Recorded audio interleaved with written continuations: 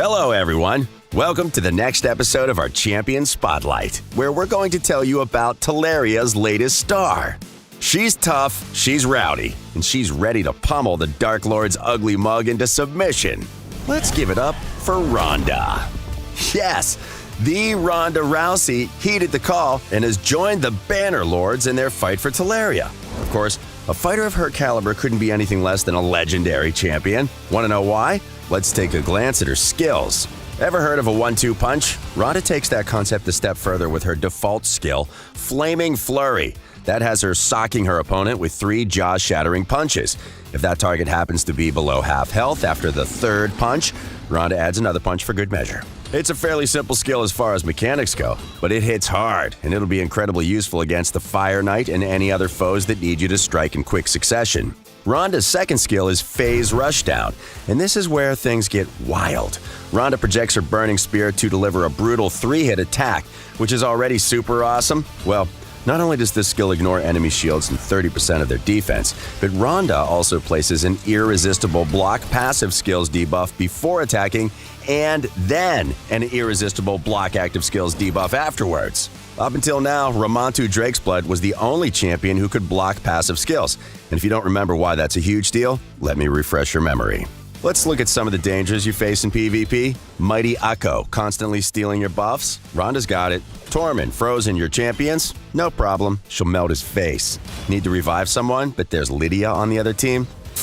No longer an issue. In short, there are plenty of passive skills that can turn the tide of battle, especially in the arena, and Ronda is one of the only 2 champions in the entire game who can do something about them. Not to mention, she also deletes a huge chunk of enemy HP and ignores shields. That's what I call a legendary skill. But we're not even close to being done. Fury Tremor is another amazing skill, and though it's an AoE attack that hits like a truck carrying nothing but bricks, its true value lies in its passive effect. While Fury Tremor is off cooldown, Ronda is completely immune to turn meter reduction, and even after using the skill, any turn meter reductions are decreased by 50%. That's an ability only some of the toughest raid bosses have, and if you've watched our Raid 101 video on the turn meter, you will know exactly how powerful this passive effect is. Needless to say, Ronda will be kicking ass and taking names in the arena. Though she's not quite as fast as Lissandra or the Arbiter, she still packs a solid 101 base speed. Coupled with her immunity to turn meter reduction, Ronda's got a solid chance to fly in and knock out whatever dastardly plans your opponent has lined up. This isn't forgetting its utility in PvE either, especially against trickier bosses. Finally, Ronda has a passive skill of her own, In Your Corner. It gives her a chance to tag in on an ally's attack and bring some extra pain. Forget the steel chair, here comes the flaming fist. It also gives Ronda a pretty solid shield at the start of each round, which is also a nice boost to her survivability. All in all, simple but very effective. So, as you can see, Ronda will be a great champion for both PvE and PvP battles.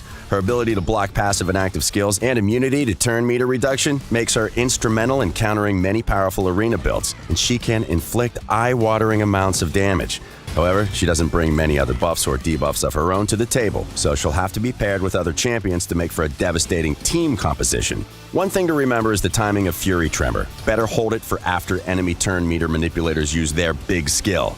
Otherwise, let it rip and smash some skulls. Another big bonus, since neither of the debuffs Ronda inflicts with Phase Rushdown can be resisted, you don't have to worry about her accuracy. Instead, focus on boosting her speed and her damage stats to maximize Ronda's potential. Artifacts that boost attack, crit rate, and crit damage will be your best friends. As you might have guessed already, Ronda will be part of a special chase event. All you have to do to recruit her is log into Raid for 7 days between now and February 28th. But you'll want to hurry. Once this chase is done, Ronda's not going to join the summoning pool, so this is your only chance to add her to your collection.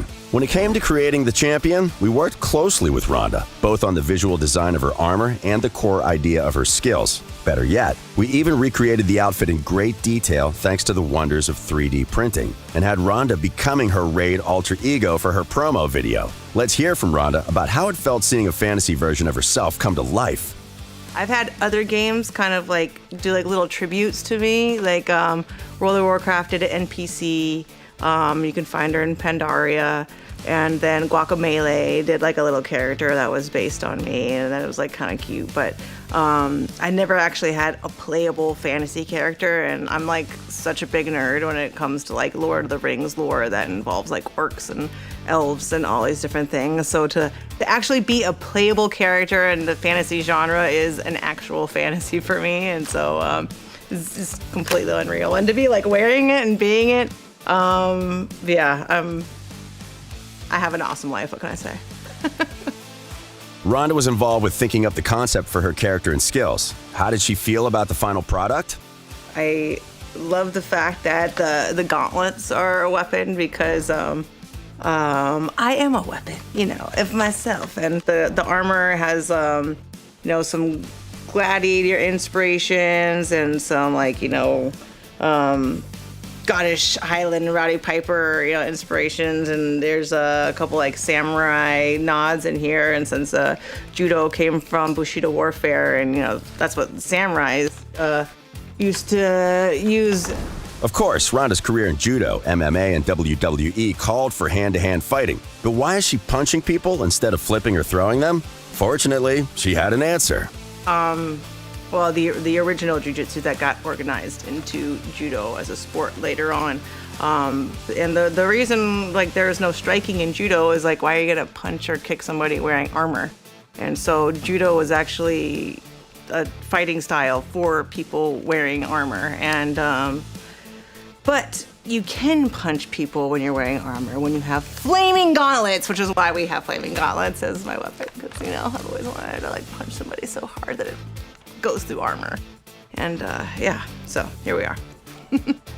Most importantly, will we get to see Ronda playing as herself in Raid anytime soon?